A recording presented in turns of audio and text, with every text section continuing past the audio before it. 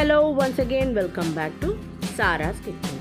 இன்றைக்கி நம்ம சாராஸ் கிச்சனில் ஒரு சூப்பரான அஸ்தலான ரெசிபி தான் நம்ம இன்றைக்கி பார்க்க போகிறோம். வீட்டிலே இருக்கக்கூடிய ஒரு சிம்பிளான பொருட்களை வச்சு ஒரு ஹோம்மேட் பன்னீர் எப்படி செய்கிறதுன்னு தான் நம்ம பார்க்க போகிறோம். அது எந்த அளவுக்கு சாஃப்டாக வரணுங்கிறதையும் நான் உங்களுக்கு இந்த வீடியோவில் சொல்கிறேன்.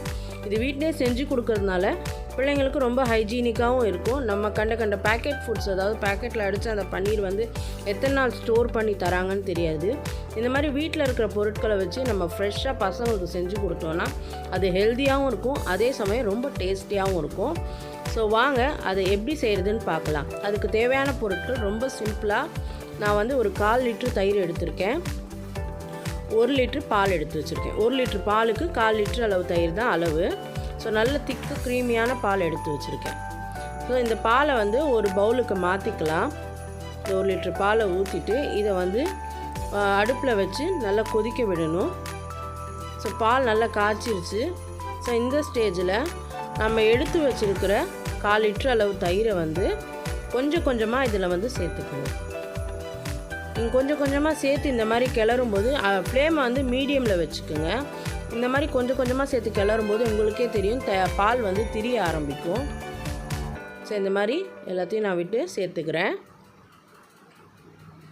இது ரொம்ப ஹெல்த்தியான ஒன்று. பசங்க சாப்பிடாத பசங்க கூட வீட்டில் ஃப்ரெஷ்ஷாக செஞ்சு கொடுக்கும்போது பசங்கள்லேருந்து பெரியவங்க வரைக்கும் ரொம்ப விரும்பி சாப்பிடுவாங்க. ஸோ வீட்டில் ட்ரை பண்ணி பாருங்கள். இது 120 ரூபா 130 ரூபா வெளியே விற்கிறாங்க. ஆனால் வீட்டில் அந்தளவுக்கு நம்ம செய்கிறதுனால குவான்டிட்டியும் அதிகமாக கிடைக்கும், அமௌண்ட்டும் அந்தளவுக்கு ஆகாது. ஸோ ட்ரை பண்ணி பாருங்கள். ஸோ இந்த மாதிரி நல்லா திரிஞ்சிருச்சு. இது பார்த்திங்கன்னா பால் வந்து ஒரு மாதிரி எல்லாம், நான் தண்ணியே ஊற்றலை அந்த பாலில், அது ஒரு மாதிரி திரிஞ்சு கரெக்டான பதத்துக்கு வந்துருச்சு. ஸோ இந்த பதத்தில் ஸ்டவ் ஆஃப் பண்ணிடுங்க. இப்போ ஒரு பவுலோ இல்லை ஒரு பாத்திரத்துக்கு மேலே இந்த மாதிரி வடிகட்டி வச்சுக்கணும். வச்சுட்டு அது மேலே ஒரு காட்டன் கிளாத்தை வந்து இந்த மாதிரி போட்டுக்கோங்க. சுத்தமான காட்டன் கிளாத்தை போட்டுட்டு அதில் இருக்கிற தண்ணியை வந்து இதில் வடிகட்டிக்குங்க. நம்ம ரொம்ப ஆற விட்டுறக்கூடாது. சூடாக இருக்கும்போது இந்த மாதிரி வடிகட்டினீங்கன்னா இப்போ உங்களுக்கு பார்த்தாலே தெரியுது, அந்த மேலே வந்து நிற்கிது இல்லையா, அதுதான் பன்னீர். ஸோ அதை நம்ம வந்து இந்த மாதிரி வடிகட்டி வச்சுட்டு மேலே வந்து கொஞ்சம் ஒரு பச்சை தண்ணி கொஞ்சமாக ஊற்றி இந்த மாதிரி கிளறி விட்டுக்குங்க. லைட்டாக நான் செய்கிற மாதிரியே செஞ்சுக்கோங்க. மேலே ஓரளவு ரொம்ப ஊற்ற வேண்டாம், ஓரளவு தண்ணி, ஏன்னா ரொம்ப சூடாக இருக்கும் அதனால். ஸோ இந்த மாதிரி நல்லா கிண்டி விட்டுட்டு சமமாக்கிக்கோங்க. சமமாக்கிட்டு இப்போ இந்த கிளாத்தை வந்து நல்லா பிடிச்சி புழிஞ்சு விட்டுக்குங்க.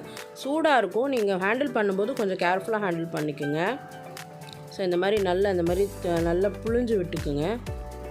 புழிஞ்சு விட்டதுக்கப்புறமா பார்த்திங்கன்னா நல்லா ட்ரைன் ஆயிரும். அந்த தண்ணியெல்லாம் வடிச்சிட்டு இது மேலே ஏதாவது ஒரு வெயிட்டான பொருள், இதுதான் வைக்கணும்னு இல்லை, நல்ல கனமான ஒரு பொருளை தூக்கி இந்த மாதிரி வச்சுருங்க. அப்போ தான் மீதி உள்ள எக்ஸஸான தண்ணி வந்து நல்லா வடிஞ்சிரும். ஒரு அரை மணி நேரம் விட்டதுக்கப்புறம் பார்த்திங்கன்னா எந்த அளவுக்கு மீதமுள்ள தண்ணியும் நல்லா வடிஞ்சிருச்சு. இப்போ நம்ம இதை வந்து வெளியே எடுத்துக்கலாம். நல்லா ஆறிடுச்சும் கூட ஒரு 1/2 hour அப்படியே விட்டுருங்க. அதை நீங்கள் டச் பண்ணவே கூடாது. நல்லா ஆறுனதுக்கப்புறம் அது இந்த அளவுக்கு பிரித்து பார்த்திங்கன்னா தெரியும் பன்னீர் எந்த அளவுக்கு ரெடியாகி வந்திருக்குன்னு சொல்லிட்டு. ஸோ பாருங்கள் எவ்வளோ சூப்பராக நல்லா வந்திருக்குன்னு. ஸோ இப்போ இதை நம்ம வந்து கட் பண்ணிக்கலாம். இந்த மாதிரி நீங்கள் வந்து ஒரு வாட்டி செஞ்சிங்கனாலே அடிக்கடி நீங்களே வீட்டில் செஞ்சு பார்ப்பீங்க, உங்களுக்கு ரொம்ப பிடிக்கும். இப்போ பாருங்கள் நான் கட் பண்ணுறேன். ஒரு அப்படியே ஸ்லைஸ் மாதிரி சூப்பராக கட் ஆகுது பாருங்கள். அது டெக்ஸ்டர் ஆகட்டும், டேஸ்ட்டாக இருக்கட்டும், பேக் பண்ணி விற்கிற அந்த ஃபுட்டை விட நம்ம ஃப்ரெஷ்ஷாக செஞ்சு சாப்பிட்ற இந்த ஃபுட்டில் வந்து ரொம்ப ஹெல்த்தியும் ஹைஜீனும் இருக்கும். ஸோ இதை நீங்கள் வீட்டில் ட்ரை பண்ணிவிட்டு இதுக்கு நீங்கள் ஏதாவது கிரேவி அந்த மாதிரி ஏதாவது பசங்களுக்கு செஞ்சு கொடுக்கலாம். ஸோ இது பாருங்கள் இந்த மாதிரி நல்லா கட் ஆகுது பாருங்கள். ஸோ இதுதான் பதமே. ஸோ இந்த பதம் வந்தால் பன்னீர் ரெடி ஆகிடுச்சு. இதை நீங்கள் ஒரு பாக்ஸில் போட்டு ஃப்ரிட்ஜில் நீங்கள் ஸ்டோர் பண்ணி வச்சு நீங்கள் வந்து செஞ்சு சாப்பிட்லாம். எப்போ வேணுமோ அப்போ செஞ்சு சாப்பிட்டுக்கலாம்.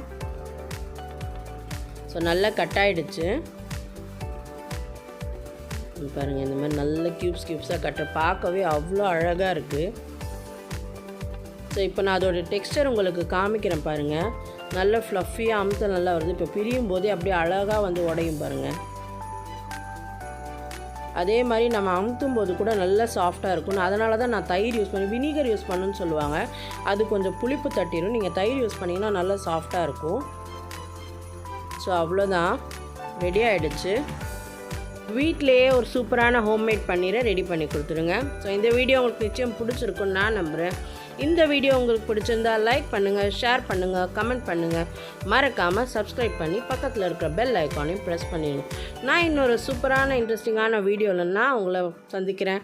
Until then, it's bye bye from Sarah's Kitchen.